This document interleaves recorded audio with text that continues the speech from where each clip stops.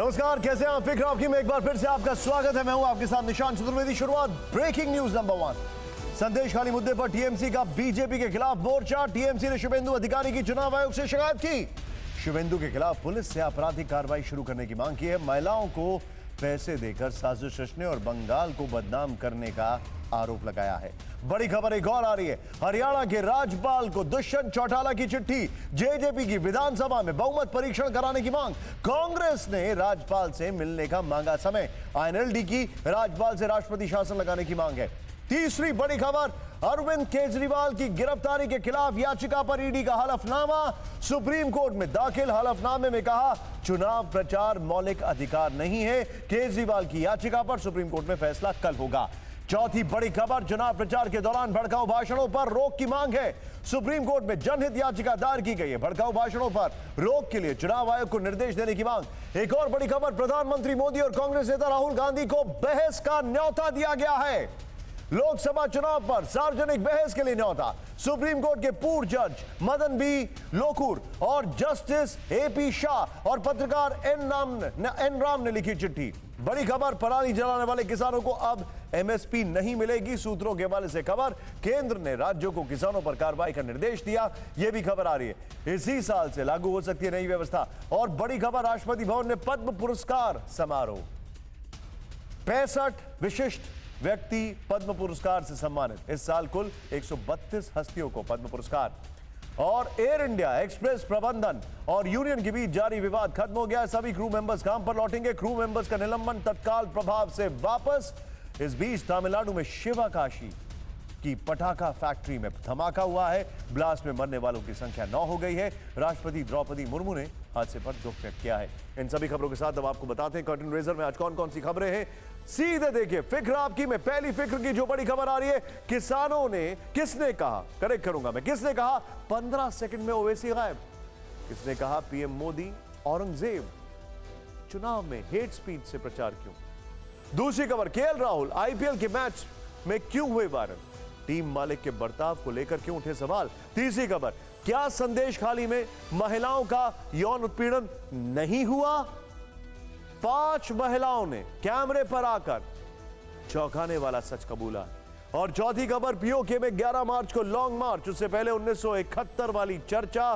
क्या 48 घंटे बाद पीओके में कुछ बहुत बड़ा होने वाला है। और 5वीं खबर, रूस के विक्ट्री डे पर पुतिन ने परमाणु प्रदर्शन किया है। क्या यह न्यूक्लियर नुमाइश नई तबाही लाने वाली।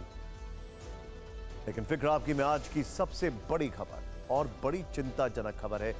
पहले ये तस्वीरें देखें। अब आप इन तस्वीरों को देखकर क्या समझ सकते हैं, सोचिए जरा, हो क्या रहा है। ध्यान से देखिएगा एक एक डिटेलिंग। देखिए, सबसे बड़ा मुद्दा अब हेट स्पीच बन गया है।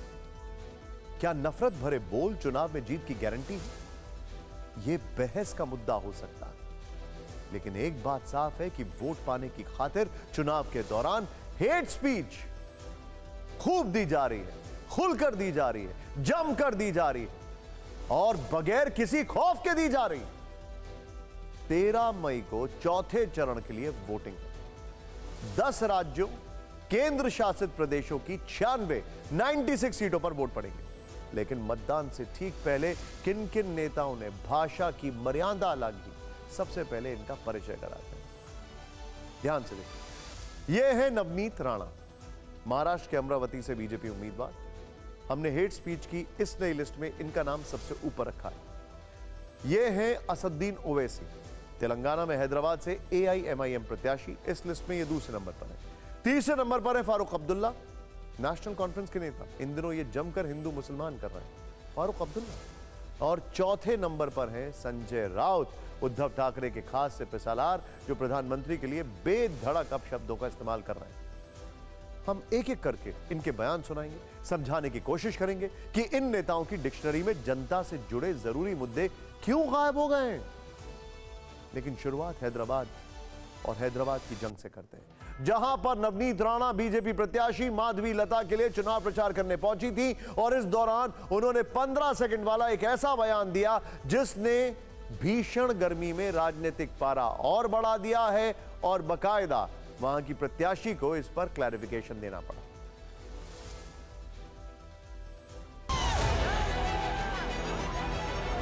नवनीत राणा का हैदराबाद से सीधा संबंध नहीं है। वो यहां बतौर स्टार प्रचारक आई और बीजेपी उम्मीदवार माधवी लता के लिए प्रचार करते वक्त ओवैसी बंधुओं के खिलाफ 15 सेकंड में पुलिस हटाने वाला कुछ ऐसा बयान दे डाला जिसने यहां की सियासी फिजाओं में गर्मी बढ़ा दी। वो छोटा भाई बड़ा भाई ना, छोटा बोलता है कि पुलिस को 15 मिनट हटा दो तो हम दिखाएंगे, बोले कि क्या कर सकते हैं। छोटे को मेरा कहना है तेरे को 15 मिनट लगेंगे छोटे, और हमको सिर्फ 15 सेकंड लगेंगे। 15 सेकंड अगर पुलिस को हटाया तो छोटे को बड़े को ये पता नहीं लगा कहां से आया और कहां को गया। सिर्फ 15 सेकंड लगेंगे हम लोगों को जिस दिन हम मंच पे आ गए। जैसा कि कयास लगाए जा रहे थे, नवनीत राणा के इस बयान के बाद असदुद्दीन ओवैसी को पलटवार का मौका मिल गया। वो तुरंत सामने आए और 15 सेकंड के जवाब में आरएसएस बीजेपी को 1 घंटे का चैलेंज दे दिया। बिल्कुल बिल्कुल, मोदी जी को मैं बोल रहा हूँ कि 15 सेकंड दे दीजिए। आप क्या करेंगे? अखलाक का हाल करेंगे, जैसा मुख्तार को किया वही करेंगे। 15 सेकंड ने बोल के 1 घंटा ले लीजिए ना। हम भी देखना चाह रहे हैं कि आप में कितनी इंसानियत अभी बाकी है या नहीं है, बल्कि हमको बता दीजिए कहाँ पे हम आ जाते हैं। नवनीत राणा के बयानों ने राजनीतिक तूल पकड़ा तो माधवी लता को सफाई देने के लिए बीच में आना पड़ा। कहना पड़ा कि लोगों ने उनके बयान का गलत मतलब निकाला। हम चुटकी मारकर 15 मिनट के पुलिस हटाने के बात नहीं कहते हैं, हम बस यही कहते हैं 15 मिनट क्यों, एक 15 सेकंड ले लो, अपना वोट डालो। जनता समझदार है, वो जानती है कि नवनीत राणा का इशारा असल में किस ओर था। कैसे उन्होंने इस बहाने असदुद्दीन ओवैसी के छोटे भाई अकबरुद्दीन ओवैसी को चुनौती दी। उनके 11 वर्ष पुराने बयान पर 2024 में आग में घी डालने वाला जवाब दिया। तब अकबरुद्दीन ओवैसी ने कहा था कि 15 मिनट के लिए पुलिस हटा लो, फिर देखना। वैसे नवनीत राणा इतने पर ही नहीं रुकी थी। उन्होंने हैदराबाद में प्रचार के दौरान पाकिस्तान की एंट्री भी करा दी। कह दिया कि इस बार मतदान हैदराबाद को पाकिस्तान बनाने से रोकने के लिए होगा। हैदराबाद में मतदान 13 मई को होंगे, लेकिन यहां के चुनाव में 15 सेकंड वाला बयान और पाकिस्तान की एंट्री क्यों हुई? अब जरा इसे डिकोड करते हैं, एक एक चीज जरा ध्यान से देखिएगा। देखिए क्या है, हैदराबाद लोकसभा सीट 1984 से ओवैसी परिवार के पास है। असदुद्दीन ओवैसी यहां से 4 बार से सांसद हैं। उन्होंने 2004, 2009, 2014 और 2019 में लगातार जीत दर्ज की। उनसे पहले उनके पिताजी सुल्तान सलाउद्दीन ओवैसी 1984 से लगातार यहां से सांसद रहे थे। हैदराबाद क्षेत्र में 7 विधानसभा सीटें हैं। गोशा महल सीट को छोड़कर बाकी 6 सीट पर एआईएमआईएम का कब्जा, यानी ये एक तरह से ओवैसी का सियासी किला है जिसे 2024 में भेदने की कोशिश है। लेकिन सवाल फिर वही है, जहर के बदले जहर उगलने से क्या वोट मिलेंगे? और यह सवाल सिर्फ हैदराबाद तक सीमित नहीं है। प्रधानमंत्री मोदी के लिए फारूक अब्दुल्ला और संजय राउत कैसी सोच रखते हैं, अब जरा आप ये भी देखें। आणि त्या मातीतले हे 2 व्यापारी, औरंगजेबाचा जन्म नरेंद्र मोदीच्या गावात झालाय। इतिहास पहा तुम्ही। दाहोद नावाचं गाव आहे अहमदाबादच्या बाजूला। औरंगजेब तिथे जन्माला आलाय गुजरातमध्ये, म्हणून आपल्याशी ते औरंगजेबी वृत्तीने वागतायत। आणि शेवटी त्या औरंगजेबाला आम्ही या महाराष्ट्रात गाडून त्याची कबर खणलेली आहे। तेव्हा नरेंद्र मोदी तू कौन है? मोदी के हिंदुस्तान से हाथ नहीं मिलाया, जहां वो चाहता है सिर्फ कि एक मजहब के लोग जिंदा रहें, बाकी गिराए जाए। डर लगता है चलने में कि कोई छुरा न हो, कोई लाठी न मार। ये वो मेरा हिंदुस्तान है, इन्होंने पैदा किया, इन्होंने ये मुसीबत पैदा।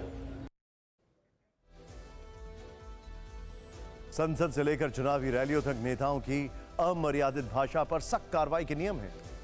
संसद की बात करें तो जुलाई 2022 में लोकसभा सचिवालय की नई बुकलेट में कुछ शब्दों को असंसदीय बताया गया, जैसे शकुनी, तानाशाह, तानाशाही, जुमलाजीवी, जयचंद, विनाश, पुरुष, खालिस्तानी, खून से खेती, लिस्ट और भी लंबी थी।